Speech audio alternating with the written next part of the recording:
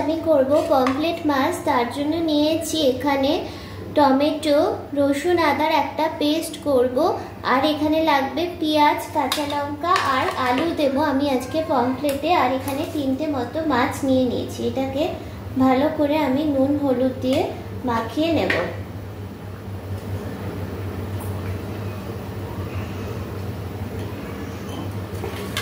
এটাকে ভালোভাবে এভাবে এপিট ওপিট নুন হলুদ দিয়ে মাখিয়ে নেবে। কড়াইতে এখানে প্রথমে মাছ ভাজার জন্য কিছুটা সর্ষের তেল গরম করে নেব।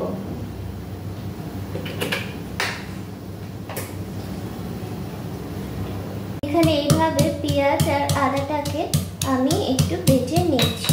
মিক্সিতে না করে অল্প একটু থাকলে এইভাবে হাতেও করতে পারো। তেল মোটামুটি গরম হয়ে গেছে। এবার মিডিয়াম ফ্লেমে রেখে আমি মাছগুলোকে এক এক করে ভেজে নেব।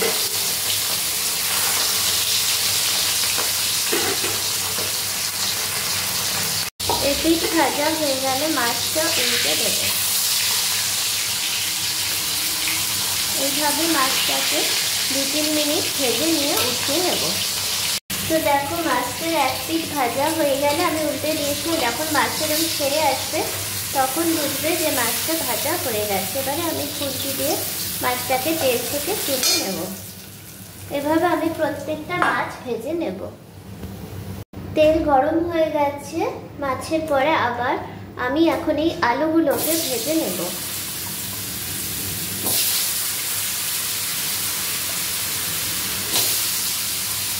এর মধ্যে দিয়ে দেবো একটু হলুদ আর একটু নুন।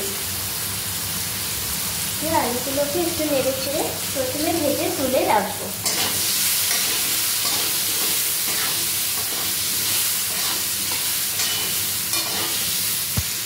তো আলুগুলো মোটামুটি কড়া করে ভেজে নিয়েছি। এবারে এই আলুগুলোকে তুলে রাখবো। এরকম করে আলু ভেজে নিলে খেতে অনেক স্বাদ হয় তরকারির মধ্যে। তো এটা পরেও দেওয়া যায়, তাহলে একটা সিদ্ধ সিদ্ধ টেস্ট আছে। তো আমি এইরকম ভাবে আলু ভাজা পছন্দ করি।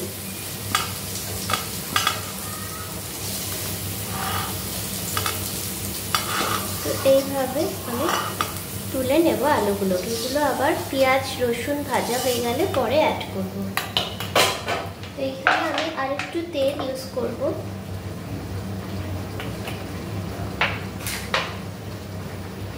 গরম হয়ে গেছে। এবার আমি এই পেঁয়াজ, এই আদা রসুনের পেস্টটা দিয়ে দেব।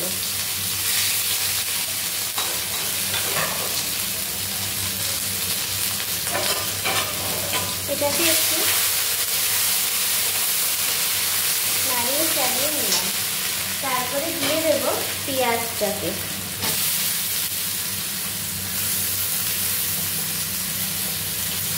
পেঁয়াজটাকেও একটু ভাজা ভাজা করে নেব। এভাবে 3-4 মিনিট ধরে একটু ভেজে নেব। পেঁয়াজটা মোটামুটি ভাজা হয়ে গেছে। এরপরে আমি অ্যাড করে দেব টমেটো আর কাঁচা লঙ্কা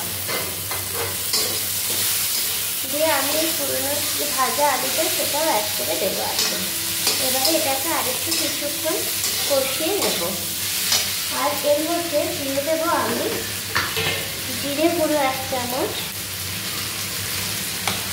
আর ধনে গুঁড়ো 1 চামচ।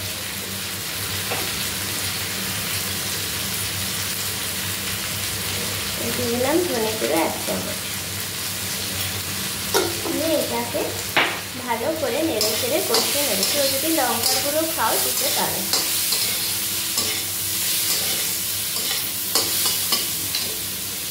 মোটামুটি কষানো হয়ে গেছে।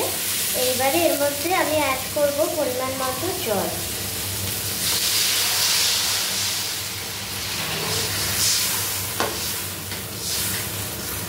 তাহলে এইটুকু জল অ্যাড করলাম। আর এর মধ্যে দিয়ে দেবো একটু হলুদ আর একটু নুন।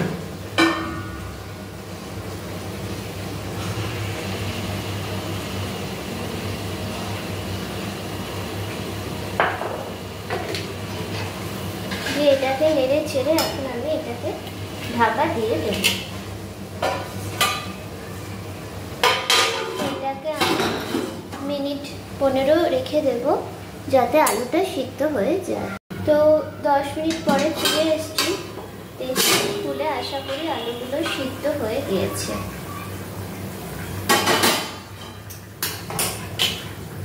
এটা ভেঙে দেখো এইভাবে, হ্যাঁ আলুগুলো একদম সিদ্ধ হয়ে গেছে।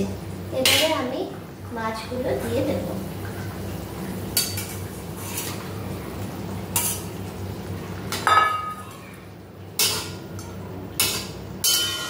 মাছগুলো দিয়ে আবার 3-4 মিনিট ঢাকা দিয়ে দেব।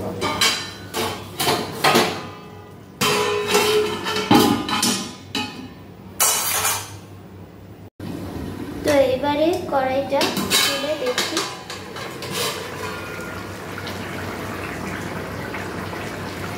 হ্যাঁ মাছটা একদম খুব সুন্দর একটা গ্রেভি মতো দেখো ঝোল হয়েছে। এটা খেতে কিন্তু খুবই ভালো হয়, এইভাবে সিম্পল ভাবে করলেই পারা যায়। এটা অত বাটাবাটিতে সবসময় না গেলেও হয়। এবারে একটু সামান্য গরম মশলা গুঁড়ো উপর থেকে ছড়িয়ে দেব।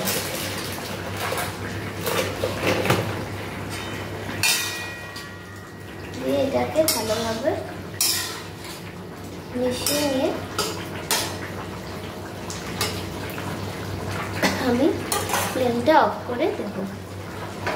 ফাইনালি দেখো আমার পমফ্রেট গ্রেভি তৈরি হয়ে গেছে। এটা খেতে খুবই দারুণ হয়। এটা খুবই সিম্পলভাবে করা যায়, এত বাটাবাটিতে না কেউ।